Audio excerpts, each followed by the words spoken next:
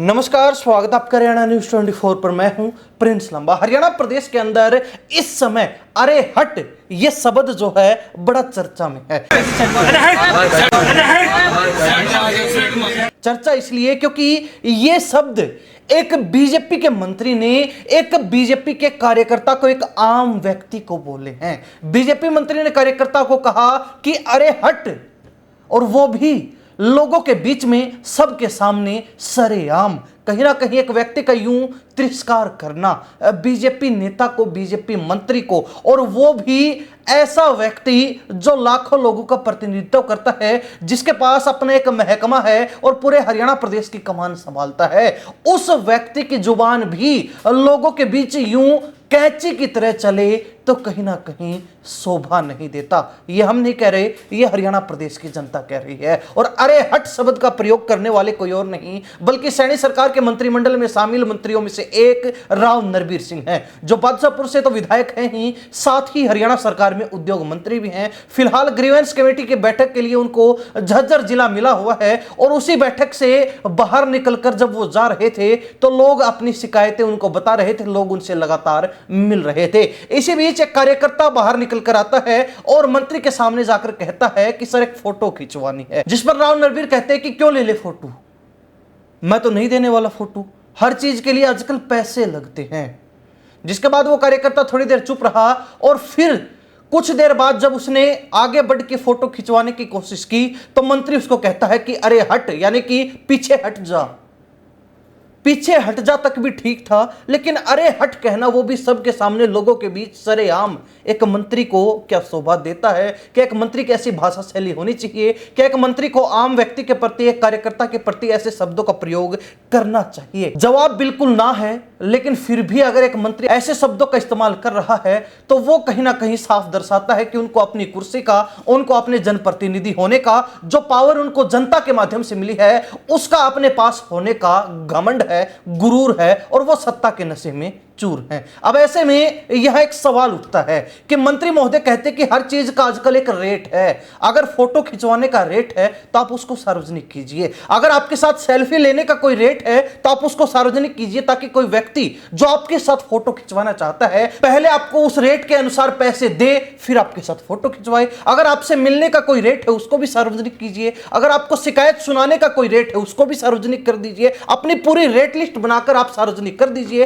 ताकि जिस व्यक्ति को जिस हिसाब का, जिस तरीके का काम आपसे हो, वो उन पैसों की अदायगी करे और आपसे काम निकलवा ले, आपके साथ फोटो ले ले। अगर आपके पास रेट लिस्ट नहीं है तो आप बनवा लीजिए। ये हम नहीं कहते, ये हरियाणा प्रदेश की जनता कह रही है। अब दूसरा सवाल यह उठता है कि इसी जगह पर राव नरबीर सिंह से एक और व्यक्ति मिलता है, जो कहता है कि हमारे गांव के अंदर गंदे पानी की निकासी की बड़ी समस्या है, उसके लिए एक पाइपलाइन चाहिए। जिस पर मंत्री राव नरबीर कहते कि कैसी लाइन, रेल लाइन या फिर बिजली की लाइन? जिस पर वो व्यक्ति कहता है कि पाइपलाइन, क्योंकि पानी की निकासी के लिए पाइपलाइन की जरूरत है, पाइपलाइन के बिना पानी की निकासी नहीं हो सकती। और साथ ही उस व्यक्ति ने कहा कि यह मामला अधिकारियों के संज्ञान में भी है। तो मंत्री राव नरबीर कहते हैं कि तो मैं क्या करूं, मैं क्या करूं? जब अधिकारियों के संज्ञान में ये है तो मैं क्या करूं इस मामले में? जिस पर व्यक्ति कहता है कि मैंने तो आपको बता दिया है जी। यानी कि एक व्यक्ति जो अपनी शिकायत सुना रहा है, अपना दुखड़ा सुना रहा, हो सकता है कि वो गंदे पानी की निकासी इसलिए चाहता हो क्योंकि उसका घर उस गंदे पानी में डूबा हुआ हो सकता है कि उसकी गली में गंदा पानी खड़ा हो सकता है कि उनको बड़ी परेशानी उस गंदे पानी के कारण हो रही हो सकता है कि उस गंदे पानी के कारण बीमारियां फैल रही हो सकता है कि उस गंदे पानी के कारण उनका दैनिक जीवन मुहाल हो गया हो, और इसीलिए वो अंत में थक हार कर आपके पास पहुंचा। हो सकता है कि उसने अधिकारियों को यह बात बताई हो, लेकिन अधिकारियों ने उसकी समस्या पर कोई संज्ञान न लिया हो, इसलिए आपको उन्होंने ये शिकायत बता दी होगी, और आप उसका यूं उपहास उड़ा रहे हैं कि तेरे को कौन सी लाइन चाहिए, रेल लाइन दूं या बिजली लाइन? ये क्या कोई उत्तर है?